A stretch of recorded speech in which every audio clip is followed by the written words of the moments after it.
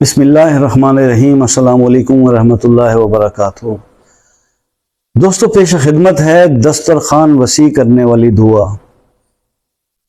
سورہ المائدہ آیت نمبر 144۔ بہت مشہور دعا، بہت مشہور آیت، اور بے شمار فوائد اس آیت سے لوگوں نے حاصل کیے، بے پناہ اس کے اوپر ویڈیوز بنائی ہوئی، اور نو ڈاؤٹ کہ یہ سورہ مائدہ کی جو آیت ہے تو اس کے پڑھنے والے کی تو ہر وقت عید ہے،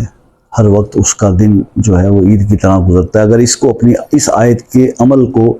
اس کے پڑھنے کو اپنی زندگی میں شامل کر لیا جائے۔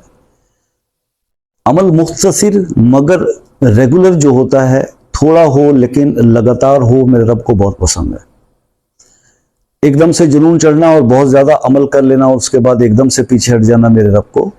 پسند نہیں ہے۔ آپ کے ہمارے رب کو پسند کیا ہے؟ جو تھوڑا بھی کریں اس کو مسلسل کریں اور ریگولر کرتے رہیں، اور وہ چیز میرے رب کو پسند ہے، اور اس کے کرنے والے کو بے انتہا اجر اللہ پاک عطا فرماتے ہیں۔ مگر جتنے بھی اعمال آپ کو بتائے جاتے ہیں، وظائف بتائی جاتی ہیں، دوسری چیزیں ہیں، یہ فرض ادائیگیوں کے بعد کی بات ہے۔ سب سے پہلے وہ کام، وہ اعمال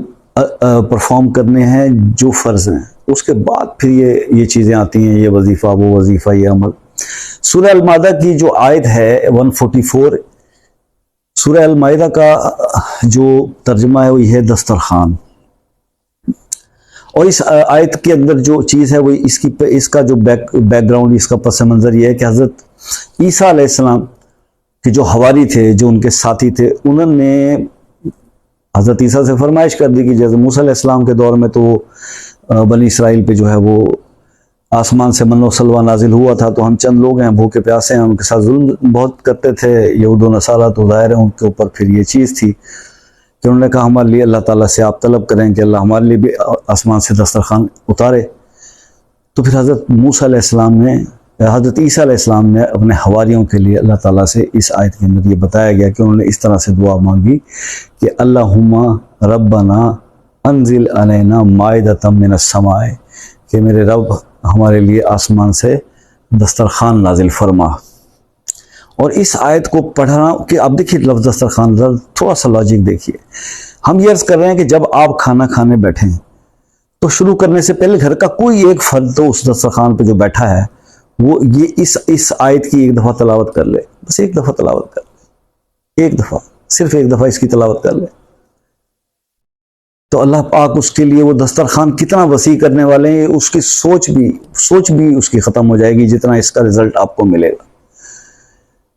اچھا، اب دوسری بات یہ کہ پھر کیا کھانا دن میں 2 بار یا 1 بار اکٹھے ہو گیا، شام کا کھایا یا دوپہر کا کھایا تو اس ٹائم پہ کرنا ہے، تو اس کے علاوہ اس کا عمل نہیں، اس کے علاوہ بھی ہے، اس سے زیادہ آپ کو چاہیے، اس سے زیادہ اللہ کی رحمتیں آپ کو درکار ہیں۔ تو پھر آپ پتہ کیا کریں،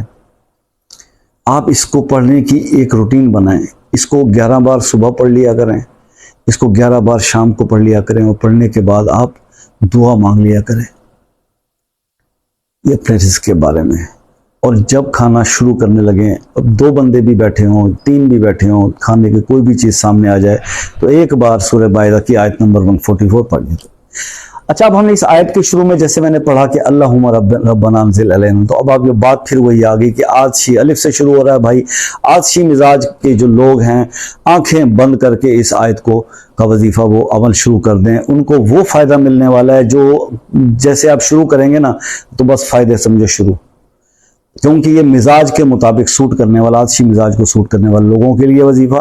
پرفیکٹ ہے۔ باقی لوگ بھی کر سکتے ہیں لیکن یہ ہے کہ ان کو رزلٹ اتنے نہیں ملیں گے جتنے آتشی مزاج والوں کو ملیں گے۔ اب یہ مزاج شناسی کیا ہے، اس پہ بہت بات میں پہلے کر چکا، اس پہ ایک ویڈیو پہلے بنا چکا کمپلیٹ۔ آنے والے دنوں میں ایک اور تیاری کر رہا ہوں کہ ایک چارٹ بن جائے جس کے اندر یہ سارے عدد اور نام بتائے گئے ہوں کہ کون سے عدد والے جو نام ہیں وہ کس مزاج سے ہیں، اور پھر اسی طرح سے آپ اپنے وظائف کی سلیکشن کر سکتے ہیں۔ تو جب سلیکشن آف دا وظیفہ رائٹ ہو جائے گی نا تو بس پھر ساری چیزیں زبردست ہو جائیں گی۔ اور اسی کے ساتھ ایک اضافی چیز بھی بتاتا جاؤں کہ جو لوگ دسترخوان کو وسیع کرنا چاہتے ہیں، اپنے رزق کو بڑھانا چاہتے ہیں، ایک تو وہ یہ کریں گے کہ سورہ المائدہ کی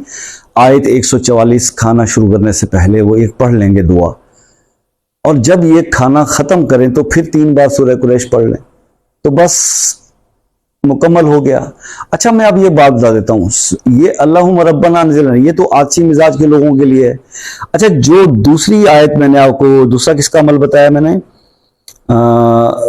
لیلاف قریش, سورہ قریش کا, یہ خاکی مزاج والوں کے لیے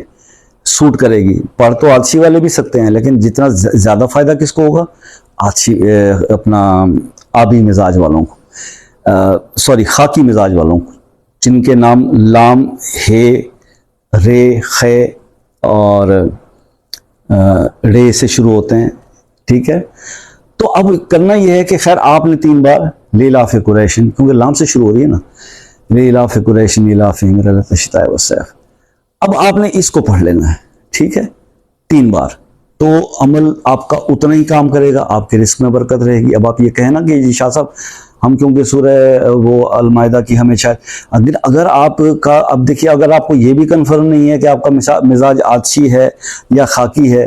یا ابھی یہ کون سا ہے, تو پھر آپ نے کیا کرنا ہے, بس آپ یہ کریں نا شروع عمل کہ جب کھانا شروع ہونے لگے تو سورہ المائدہ کی آیت 114 پڑھ لیں, اور جب کھانا فنش ہو جائے, کھا پی چکے ہوں, تو سورہ قریش جو ہے وہ 3 بار پڑھ لیں. بس آپ کے دونوں کام ہو گئے. اب ایک تو ان میں سے آپ کے مزاج کو سوٹ کرتا ہوگا نا, ایسا تو نہیں ہوتا, یا گھر کے اندر جتنے بھی لوگ دسترخوان پہ بیٹھے ہیں ہر کسی کا نام ایک ہی راستے تھوڑی شروع ہوتا ہے,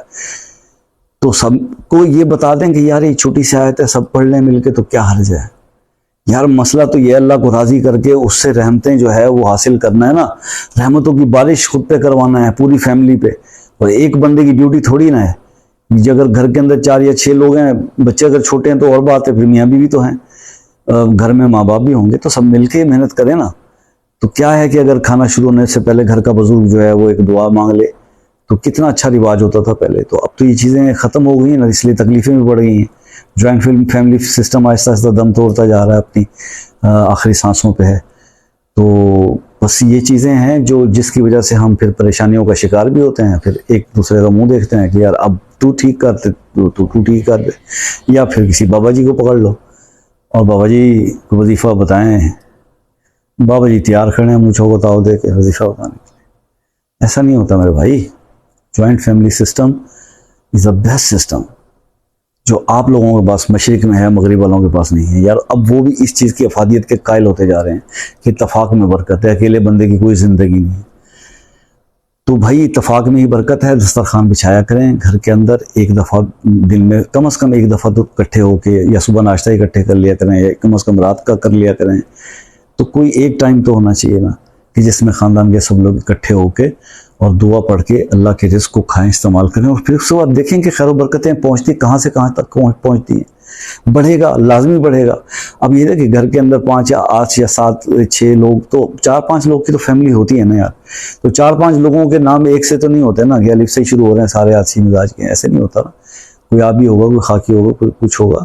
تو آپ نے جب یہ آیتیں اس طرح سے پڑھی تو کسی نہ کسی کو تو وہ سوٹ کرتا ہو نا, اس دسترخوان پہ جو بیٹھا ہوگا, تو پورے گھر کا فائدہ ہو جانا ہے. تو ان چیزوں کو اس طرح سے لے لیا کریں مزید, ورنہ آپ کا بھائی بیٹھا ہوا ہے, میسیج کھڑکا دے, ابھی ٹائپ کریں, پوچھیں حضور میرا یہ نام جو ہے اس حرف سے شروع ہوتا ہے, میرا مزاج کون سا ہے, کون کون سے وظائف سوٹ کریں گے. یوں کر کے کوئکلی جیسے پڑھوں گا, جیسے میری نظر جائے گی. کمنٹ میں ہر کمنٹ کا جواب دیتا ہوں, چاہے مجھے کوئی گالی بھی دے رہا ہو نا, کوئی برا بلا بھی کہتے ہیں نا دوست, تو ان کو بھی میں جزاک اللہ خیر تو ضرور لکھ لیتا ہوں. ٹھیک ہے, میں میرا چک اور میں نے کوئی بندہ نہیں رکھا ہو بھائی, نہ میں اتنا امیر آدمی ہوں, خود ہی کمنٹ کا جواب دیتا ہوں. تو اللہ تعالیٰ سے دعا ہے اللہ آپ کے مسئلے مسائل حل کرے. مجھے بھی دعاؤں میں یاد رکھا کیجیے. ملتے ہیں نیکسٹ ویڈیو میں, تب تک کے لیے اللہ حافظ.